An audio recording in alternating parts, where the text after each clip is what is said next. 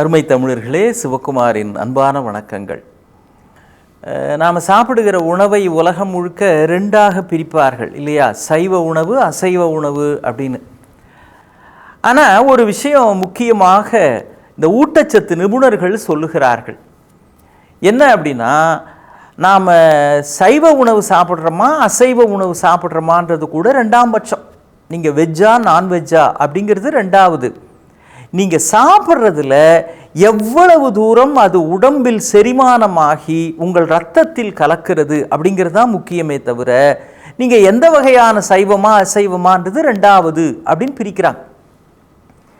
என்ன காரணம் அப்படின்னா, நம்ம உடம்புக்கு உறுதியை தருவது, ஆரோக்கியத்தை தருவது, நோய் எதிர்ப்பு ஆற்றலை தருவதுன்றது இந்த இரத்தத்தில் கலக்கிற ஊட்டச்சத்தை பொறுத்து தானே தவிர எந்த வகை அப்படின்றது ஒரு பொருட்டே கிடையாது. வேடிக்கையாக சொல்லுவாங்க, ஒரு உலக அளவில் ஒரு சர்வே ஒன்று எடுத்திருக்கிறாங்க. உலகம் முழுக்க ஊட்டச்சத்து குறைபாடு அப்படின்றது இப்போ பெரிய அளவில் வந்துருச்சு. இதை பற்றினா உங்களுடைய நேர்மையான கருத்து என்னன்னு சொல்லுங்க அப்படின்னு ஒரு சர்வே ஒன்று எடுத்திருக்கிறாங்க. உலகத்தில் இருக்கிற நிறைய மக்கள்கிட்ட அந்த கருத்து கணிப்புன்னு சொல்லுவாங்களே, அந்த மாதிரி. இதில் ஊட்டச்சத்து குறைபாடு பற்றி உங்களுடைய நேர்மையான கருத்து என்ன, அதை சொல்லுங்க அப்படின்றப்போ ஆப்பிரிக்காவில் இருக்கிறவங்களால அதை ஃபில்லப்பே பண்ண முடியலையா. ஏன்னா ஊட்டச்சத்துனா என்னன்னே தெரியாதவங்களாம் அவங்க. நேர்மையான கருத்தில் நேர்மை அப்படின்னா என்னன்னே ஆஸ்திரேலியாக்காரங்களுக்கு தெரியல, கருத்து அப்படின்னா சீனாக்காரங்களுக்கு தெரியல. உலகத்தில் ஊட்டச்சத்துன்னு சொல்கிறோமே, இதில் உலகம்னா என்னன்னே அமெரிக்கர்களுக்கு தெரியலையா. ஏன்னா அவங்களுக்கு அமெரிக்காவை தவிர வேற உலகமே தெரியாது, அதுதான் உலகம்னு நினச்சிட்டு இருக்கிறாங்க அப்படின்னு உலகத்தின் எல்லா நாடுகளில் இருக்கிறவங்களையும் ஒரு மாதிரி நையாண்டி செய்கிற ஒரு தமாஷான விளக்கம். ஹார்வர்டு பல்கலைக்கழகத்தில் டாக்டர் எல்விஸ் அப்படின்னு ஓய்வு பெற்ற ஒரு மருத்துவர், அவர் ஒரு அருமையான செய்தி சொல்கிறாருங்க. என்னன்னா, உலகத்திலேயே உடம்பு சரியில்லாமல் போச்சு அப்படின்னா கூட சாப்பிட்றதுன்ற வழக்கம் இருக்கிற ஒரே மிருகன் மனிதன் தான் அப்படிங்கிறார். நீங்கள் மற்ற மிருகங்கள்லாம் அதுக்கு உடம்பு சரியில்லை, வயிறு சரியில்லைன்னு வச்சிங்களேன், சாப்பிடாது. ஆனால் மனுஷன் மட்டும்தான் அந்த நேரத்தில் கூட அது வேணும் இது வேணும், நாக்கே செத்து போச்சு, டாக்டர் கொடுக்குற மருந்துலையே நான் எவ்வளோ நாள் உயிர் வாழுதுன்னு வீட்டில் அடம்பிடிச்சாவது எதையாவது வாங்கி உள்ளே தள்ளுறவங்க. ஒருத்தர் ரொம்ப குண்டாக இருக்கிற அப்படின்னு டாக்டர்கிட்ட போயிருக்கிறார். அந்த டாக்டர் பார்த்தாரு, இதை பாருங்க, நீங்கள் காலையில் டிஃபனுக்கு 4 இட்லி சாப்பிட்லாம், அப்புறம் ராத்திரி டிஃபனுக்கு 4 இட்லி சாப்பிடுங்க அப்படின்னு இருக்கிறார். இவர் ஒன்று டாக்டர் சாப்பாட்டுக்கு முந்தியா பிந்தியான் இருக்கிறார்.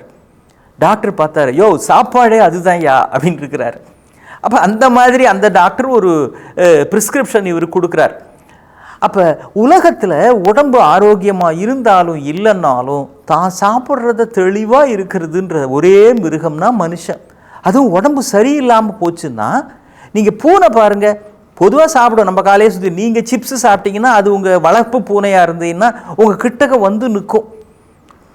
காலை உரசி உரசி எனக்கும் நீ மட்டும் தின்றியே அப்படின்னு உரசிக்கிட்டே இருக்கும். அவ்வளோ ஆசையாக சாப்பிட்ற அந்த பூனை அதுக்கு உடம்பு சரியில்லைன்னா சுருண்டு ஒரு மூலையில் போய் படுத்துரும். ஏன் நீங்கள் அது முன்னாலேயே சாப்பிட்டீங்கன்னா கூட அது ஒன்றும் கேட்காது. நீங்கள் வளர்ப்பு பூனையாக கூட இருக்கலாம், வளர்ப்பு நாயாக கூட இருக்கலாம். நாயாவது சொன்னால் கேட்கும், பூனை அதெல்லாம் அடம் பிடிக்கும். கிட்டக்க சாப்பிட்றது உடம்பு சரியில்லாமல் போகிறப்போ, வயிறு அப்செட் ஆகிடுச்சுன்றப்போ அது தள்ளி போயிடும். மனுஷன் மட்டும்தான் நேரம் இல்லை, காலம் இல்லை, அளவு இல்லை, நாக்குக்கு சுவையாக இருக்குன்ற ஒரே காரணத்துக்காக உள்ளே தள்ளிக்கிட்டே இருப்பான். நம்ம சரித்திரத்தில் கற்கால மனிதர்கள் அப்படின்னு படிச்சிருப்போம். கையில் கல்லுனால் செய்யப்பட்ட ஆயுதங்களெல்லாம் வச்சுக்கிட்டு அவங்க சண்டை போட்டாங்க, அன்றாட வாழ்க்கை நடவடிக்கைகளுக்கு பயன்படுத்தினாங்க, கற்கால மனிதர்கள் அப்படின்னு சொல்லுவோம். இல்லைங்க, உண்மையிலேயே இப்போ இருக்கிறவங்க தான் கற்கால மனிதர்கள். என்ன, கிட்னியிலே கல் வச்சுருக்கிறாங்க, பித்தப்பையில் கல் வச்சுருக்கிறாங்க. அவங்களாவது வெளில இருந்த கல்லை தான் பயன்படுத்தினாங்க. இவங்க உள்ள தள்ளி தள்ளி தள்ளி விதவிதமாக சாப்பிட்டு கல்லை உருவாக்குறாங்க. உண்மையான கற்கால மனிதர்கள்ங்கிற பேர் இவங்களுக்கு தான் பொருந்தும். நம்முடைய நாக்கு இருக்குங்களே, அது வெறுமனே சாப்பிட்றதுக்கு பேசுறதுக்கு மட்டும்தான் இல்லைங்க, அது ரொம்ப ரொம்ப அற்புதமான உறுப்புன்னு சொல்கிறாங்க மருத்துவர்கள். என்ன தெரியுங்களா, நீங்கள் சாப்பிட்றது வயிற்றில் போய் செரிமானம் ஆவதற்கு தேவையான அந்த பணிகளை நாக்கு சுவை பார்க்கிற பொழுதே தொடங்கி விடுகிறது. தேவையான அந்த அமிலங்கள் உள்ளுக்குள் சுரப்பதற்கு, வாயில் அதற்கு செரிமானத்துக்கு தேவையான உமிழ்நீரை சுரப்பதற்கெல்லாம் நாக்கு தயாராகிடுது. அதே சமயம் உடம்பு சரியில்லாமல் போகிறப்போ நமக்கு டேஸ்ட்டு தெரியாது. கவனிச்சிருக்கீங்களா? ஏன்? ஏய், நீ கண்டதெல்லாம் உள்ளே தள்ளி தள்ளி ஒட்டுமொத்த உடம்பையும் கெடுத்துருக்கிற, டேஸ்ட்டாக இருக்குன்றதுக்காகவே நீ சாப்பிட்றல்ல, உனக்கு அந்த டேஸ்ட்டே தெரியாமல் நான் தடுக்கிறேன் பாரு அப்படின்னு மூளையும் நாக்கும் ஒரு கூட்டணி அமைச்சிக்கிட்டு உங்களுக்கு சுவையே தெரியாதபடி நாக்குக்கு கட்டுப்பாடு போட்டுடுது மூளை. ஆனால் கூட இட்லியும் சட்னியும் வழக்கமாக ரசித்து சாப்பிட்ற நம்பாள் காலங்காத்தால் திடீர்னு டேஸ்ட்டு தெரிலன்னா, நீ என்ன இட்லி பண்ணியிருக்கிற, மிளகா பொடி இன்னும் கொஞ்சம் போடு, காரமே தெரிலன்னு அப்பவும் உள்ளே தள்ளிக்கிட்டு இருப்பாங்க. நாக்கு சில சமயம் நமக்கு தடை போட்டாலும் கூட இந்த தடை உத்தரவையும் உடைத்து கொண்டு உள்ளே செல்லுகிற போராட்ட குணம் சாப்பிடுவதுன்றதில் மட்டும் மனுஷன் காமிச்சான் அப்படின்னா, ஊட்டச்சத்து என்பது உடல் ஆரோக்கியத்தையே ஓட்டும் சத்தாக மாறிவிடும். உணவில் எச்சரிக்கையாக இருக்கின்ற ஒன்றை மிருகம்தானே என்று விட்டுவிடக்கூடாது. 5 அறிவிடம் இருந்து இந்த 6 அறிவு கற்றுக்கொள்ளலாம், எந்த ஆபத்தும் இல்லை.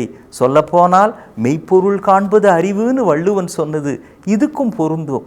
எந்த இடத்துலையும் நல்லது இருந்தால் நம்ம கற்றுக்கணும். அது நாக்குனால மற்றவங்களுக்கு சொன்னால் போதாது, இந்த நாக்குனால உள்ள தள்ளுறமே அந்த விஷயத்திலையும் கவனமாக இருக்க வேண்டும். மீண்டும் சந்திப்போம். வணக்கம்.